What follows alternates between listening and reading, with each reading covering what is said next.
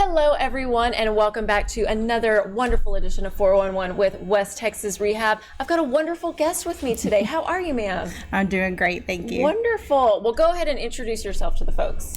Well, my name is Dr. Angela Middlebrooks.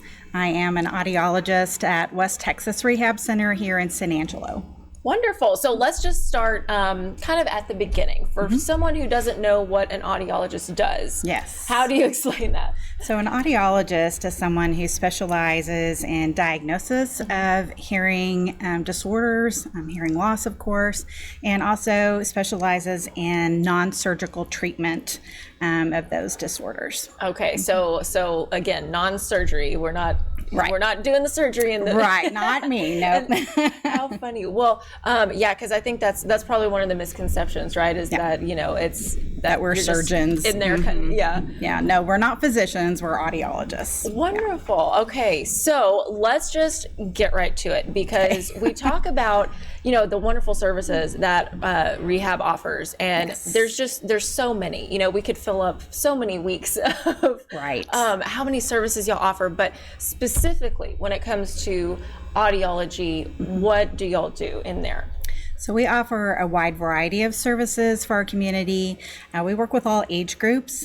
So we test newborn babies on up. So age is not a limiting factor necessarily. We also do a wide variety of things. So we not only fit hearing aids, and we fit all different kinds of hearing aids, and we fit them on almost all ages. We also help people with tinnitus or ringing in their ears. And we also work with, different groups that come in that contract with us to do, say, testing of their employees and things like that. So pretty wide variety of things. I was about to say basically anything and everything involving that. Wow, that is really awesome. So, okay, let's just kind of go through all of those things. So you said age is not, a limiting factor at all. Yeah, so in fact, tomorrow we're going to be testing a newborn baby who initially failed their newborn hearing screening in the hospital. So we're going to be doing much more in-depth or diagnostic testing to determine what that baby's hearing is, and if they have hearing loss, how much, what might be causing it, etc. Wonderful. So again, Rehab is very good at tailoring these services to the client. What does that look like when it comes to audiology? So we work with lots of different groups, and so we may have people that come from the VA, or we may have people that come from an employer, and we work a lot with children. So we're testing kids who have failed, a hearing screening, maybe even at school, or there's a concern about speech and language development, or just a flat out concern about hearing.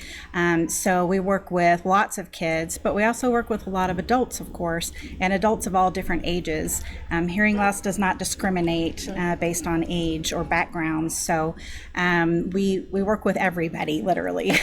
Literally everyone. Yes. So for the folks who may be watching this and they're not sure, they're like, oh, I don't know, I've been thinking about it, but I haven't gone to a doctor yet. Can they come straight to you, or do they need to go to a doctor first? They can come straight to us. However, if they have insurance that they want to help pay for their hearing test, then we would need a referral from a physician, typically someone's primary care physician.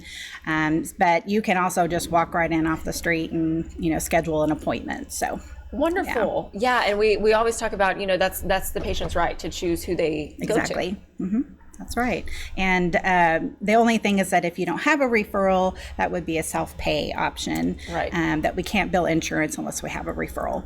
Got it. Okay. So we were talking a little bit earlier about the cochlear implants, and you said there's actually two different kinds? There are different manufacturers of cochlear implants, and there are different types of hearing implants. So you have the cochlear implants and what are called the bone anchored implants, and those are probably the most frequently seen or used. So they treat two very common types of hearing loss. And really, these hearing implants are designed for folks who can no longer get benefit or enough benefit from hearing aids. So we don't just throw them at anyone who comes in the door, right? They're really designed for folks who no longer get benefit from hearing aids. Got it. Again, with that tailored process. So That's right. If someone is coming in, say it's their very first appointment, just walk us through how that goes. You know, how many appointments, what all you talk about? So someone was interested in getting an implant, or maybe they don't even know about it, but we let them know after their routine hearing evaluation that, hey, these results indicate that maybe you could benefit from, you know, this type of implant, and maybe it might be something to look into. So we're going to, you know, talk about the options, hearing aids versus an implant, and what the pros and cons are of each.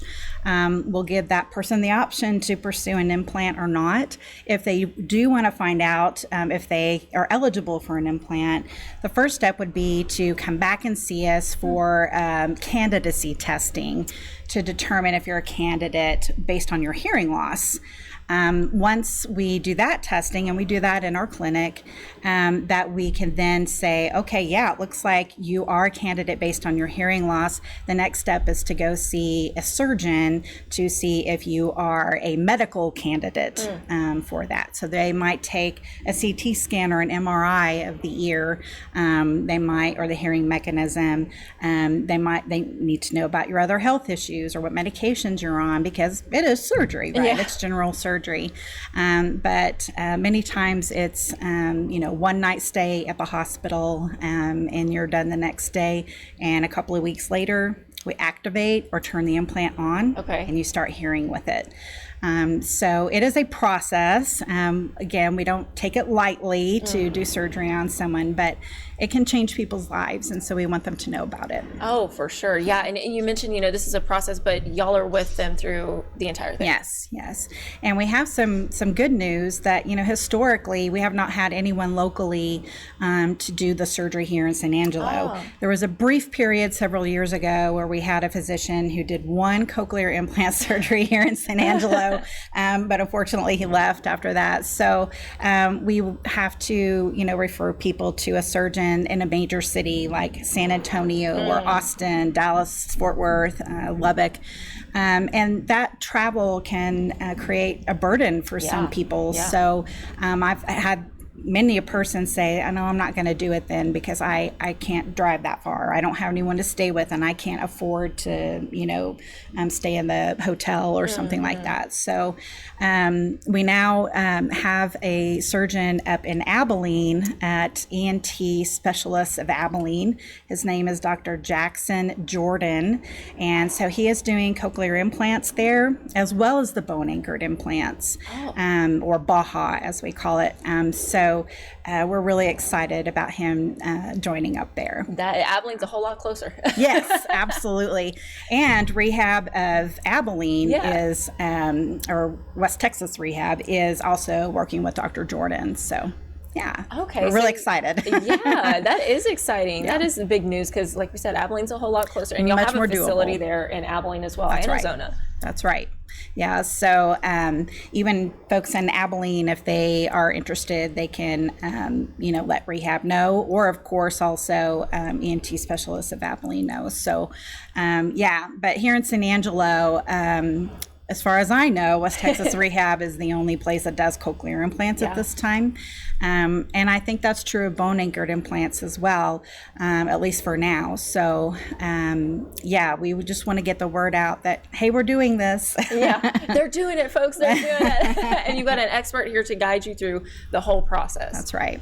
So, okay, I wanted to come back to this because you mentioned kind of the you know, the success stories that y'all have, that y'all see, you know, what is that like? What are some of those stories that you can share? So, oh gosh, more recently, I worked with a lady and her husband, and she had a sudden loss of hearing, very likely due to an inner ear virus. And she was just devastated, and hearing aids were not doing the job for her. And so she went and got her first cochlear implant, and has since been working on gotten a second one. And so I did testing her ability to understand speech recently, and she got probably, I think, 80% correct and of the words correct. Wow. And previously she got, I think, 7% correct. Oh, wow. That's a so dramatic very improvement. big difference. Now, of course, that was in complete quiet. And so if you are in a noisy situation, it's not that good. Yeah. But typically that's not true of anyone, no matter what your hearing is. Yeah, exactly. Yeah.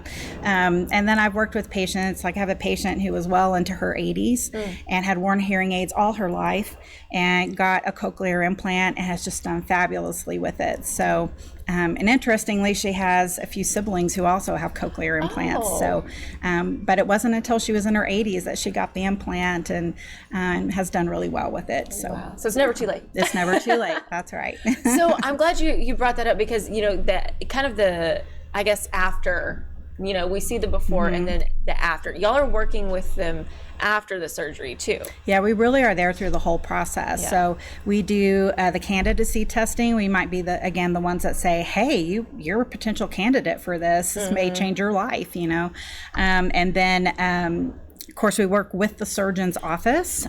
So we have that direct pathway with Dr. Jordan, and we know who to send the results to, and he knows about us. And so there's no questions there. And then his office works with ours to schedule the activation appointment 2 weeks or so after the surgery. And so that's the day we turn it on and they get to hear with it for the first time. So, and then we're with them the rest of the way. So typically about once a year, someone would come in and have their cochlear implant programmed. Got it. So there is, some after. Yes. Like you have to continually go in, but not too much. Just like if you wore hearing aids, you'd want to get your hearing test updated every so often to update that prescription and your hearing aids. So it's the same thing with a cochlear implant or a BAHA. The BAHA is a little different. It is used to treat what we call conductive hearing loss. So if you didn't have an eardrum or the little chain of bones behind the eardrum, if that had been affected or you didn't have them for some reason, that's when a bone anchored implant might come into play. Or if you lost your hearing completely in one ear, but you had normal hearing in the other ear, it sends the sound over to the opposite ear. So that can be an option. Wow. It's one of the fastest surgeries they can do for hearing loss. So that's good, depending on the type of device you get.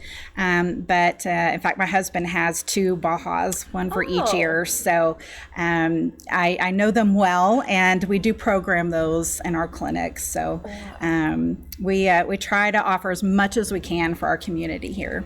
Yeah, I was about to say, you have it, both ways. You're both a doctor, you're the expert, and then you live with, this is your life. Yes, I see it from both sides. Yeah. I can't say that I know what it's like to have hearing loss because I don't have hearing loss, but I certainly, I think, have an appreciation for what it is like to live with hearing loss. Yeah, well, and that brings up a good point. What would you tell, I guess, the family members, and the loved ones seeing their loved one go through this? I would say that patience and acceptance are key. So I counsel with couples, often family members, that hearing aids and cochlear implants and BAHAs are all great. I'm so thankful we have them, but they are not going to give someone perfect hearing, right, like they had when they were 5 years old or something. So we have to talk about realistic expectations. We have to talk about, communication strategies, like even if that person is wearing their hearing devices, get their attention before you talk to them, right? Because otherwise they're going to miss the first half of what you said by the time they realize you're talking to them. Yeah. So there's all these little things that we have to do. And if you see that somebody's not able to communicate well with you, assess the situation for a moment. Right. Oh, well, the TV's blaring and I'm talking to the back of their head. Yeah. So maybe we need to change a couple of things. But that's why it's not just throw hearing devices at somebody and say good luck. Right. We're a team that work with you. We get to know you well. I consider many of my patients to be my friends because we get to know each other so well along the way. Yeah, I was about to say, you'll probably spend a lot of time together and have some deep conversations. We can, yes. That is amazing. And that's another, the kind of the familial aspect of rehab that really stands out to me every time I talk to y'all is just, you're a family. Yeah, And that, I mean, I think that goes a long way it does. as far as healing. Yes, and another thing that I love about where I work is that our clinic has a team, truly a team of individuals working there, and we work together. And so even though I've been in this field for many years now, I don't know everything, and the technology is constantly changing, right? Yes. And so if I don't know something, I may need to go to one of my colleagues or all of them and say, hey, have you had experience with this yet? And what did you do? And so, we truly work together for our patients. Or if I'm out of the clinic, you may end up seeing one of my colleagues that time. Just so we can get you in sooner. So we really do try to work together. And that's true of our sister clinic up in Abilene as well. Yeah. I mean, always pushing yourselves to get better. That's really what it's all about. And you have to, because it's an ever evolving field. Yeah. Oh, I'm sure. So you can't get comfortable too long. That is why I'm not a doctor, not in any medical field. Yeah, I certainly appreciate all that y'all do. So. Oh, thank you. We enjoy it. Oh, well, good. You can tell you really enjoy it. Well, fabulous. So, I mean, we talked about a lot. But are there any final thoughts or messages that you want to share with everyone right now? I would just really like to remind people that there's a lot that we can do nowadays for hearing loss, and it doesn't have to involve your great grandpa's big old box of a thing on his ear, right? So have a lot of good options. Don't let fear stop you from coming in, and just start with a hearing test and let's see what's going on. The sooner we can address it, the better you're going to do. Oh, great message there. Oh my goodness. Well, thank you so much for coming on the show and telling us everything that we need to know. I appreciate your time. Of course. Hey, we still have more with Rehab, but that's all the time we have for right now. Make sure to follow us and them on social media and turn on those notifications. Until next time, we'll see you later.